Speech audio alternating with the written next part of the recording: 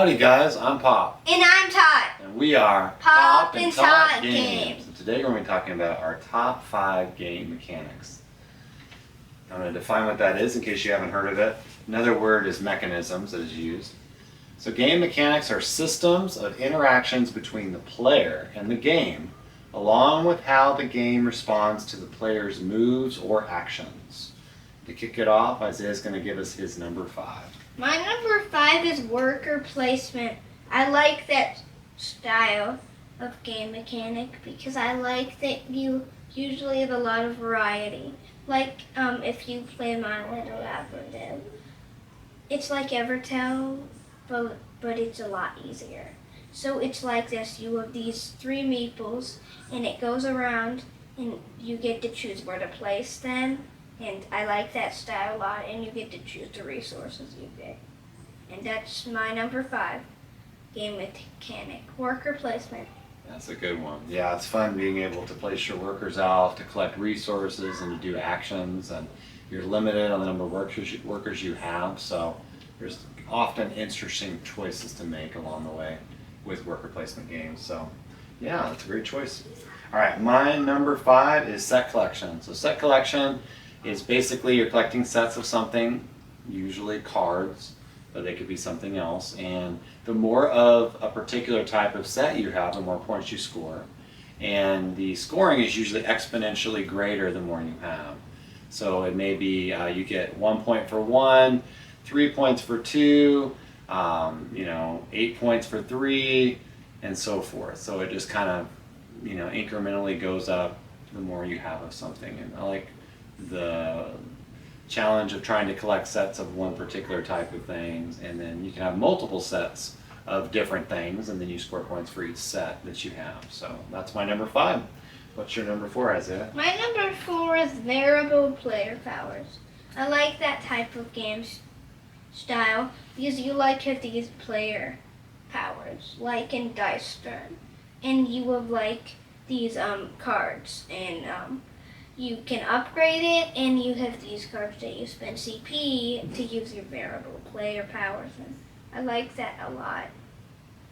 Yeah, it gives each player a unique set of abilities that only they can do, which is really fun.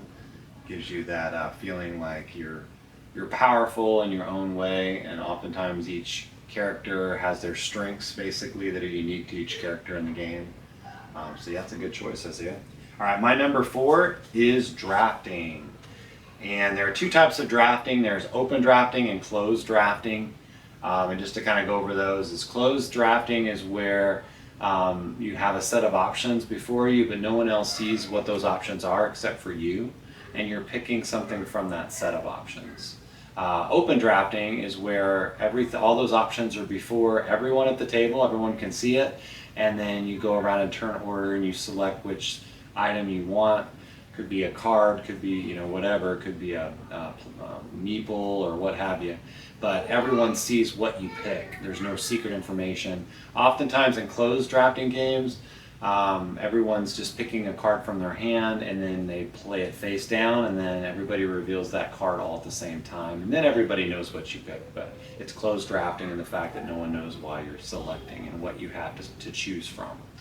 So that is my favorite drafting, and I think I prefer the closed drafting the best, just because it's fun to have a set of items that no one can see but me, and it's just fun having that kind of mystery. Nobody really knows what I have. So I think closed drafting is my favorite, but either open or closed is fun. That's my number 4. My number Your 3 is also closed drafting.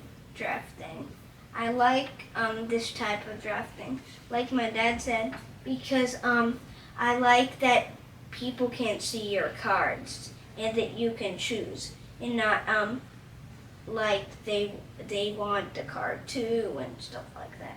And I like that style of drafting a lot.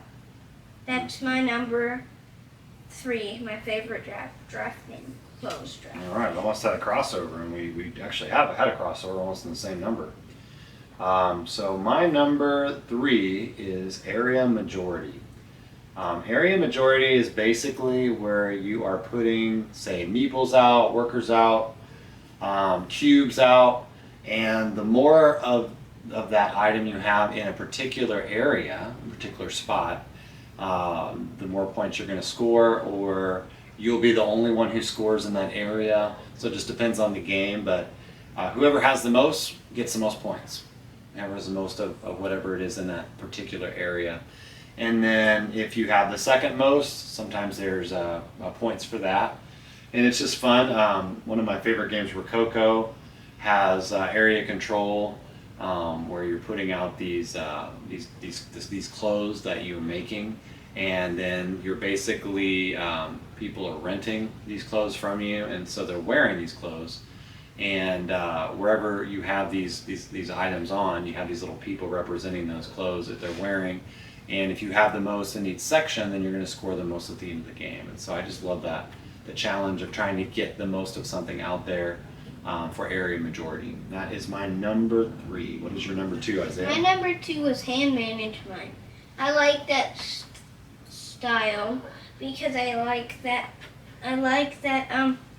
that you have to manage your hand and you're like, do I want to spend this or do I want to not spend that and wait on the next turn?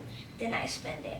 Or if I'm to get all beat up, like in Dice Turn, do I want to get all beat up or do I want to spend this? Or maybe they're going to beat me up on the next turn and I won't have that. You don't really know, and I like that a lot. That's my number 2, hand management. Great choice. All right, my number 2 is multi-use cards. What multi-use cards are is they're basically a card that has multiple uses. So you might use the card for money and a particular action, but you have to choose one of those choices. You can't use it for money and an action. You have to either use it for money or an action. So a great example of that is La Granja. La Granja has multiple uses. The card can be used for 3 different areas. And so I like that kind of nice decision space that you get with multi-use cards. How am I going to use this card this turn? Do I want to use it for this? Do I want to use it for that? Some games will have you tuck a card under your player board and it's an ability, or you can just discard it and you get something if you discard it. And so that would be like an example of multi-use cards, just that do different things, but you have to choose which thing they do. So that's my number 2. My number 1 is dice rolling. I like that style of dice mechanics because there's multiple dice mechanics, I think. So you can you roll your dice, and in a lot of games you can roll your dice multiple times, and you're like, do I want to do that or do I want to re-roll them and do that? And I like dice rolling a lot. That's my number 1. Nice. And as a tie-in to your hand management, which was number 2, and the dice rolling, oftentimes you can use hand management to manipulate the dice to change the values of the dice, like in Dice Turn. Yeah. So you roll your dice up to 3 times, you keep whatever you have, and then you can play a card that says, now change that die to something else. And then that's really fun. It's like if you get your ultimate off, that's pretty satisfying. So hand management with dice rolling is really fun to manipulate those dice so that you get the result that you're looking for. Great choice. All right, my number 1 is worker placement, which is another crossover. Worker placement, as stated, you have a meeple or a particular character. You put it out to gather resources or to take a particular action. You're limited on which worker you can put out, and you have to manage that. And then there's usually, another thing we didn't talk about is there's usually a point where you will do a recall action. On your turn, you'll get all of your workers out. It'll either be at the end of the round, start of the new round. You'll get all your workers back to use them again. Or in the case of a game like Architects of the West Kingdom, you put all of your workers out and you don't get them back normally, but you have to take a special action to get certain workers back, which is a little twist on worker placement. But most of the time you place your workers. Once all your workers are gone, then there'll be a recall action, you get them all back. There's also ways to get more workers in a lot of worker placement games where you start off with 3 workers, you might be able to get a 4th worker and a 5th worker as the game goes on, which is really fun. There's tons of games out there with worker placement. So that is our top 5 game mechanics. So it's been fun sharing this with you guys. I hope you have a great day, and we'll see you next time. Bye. Bye.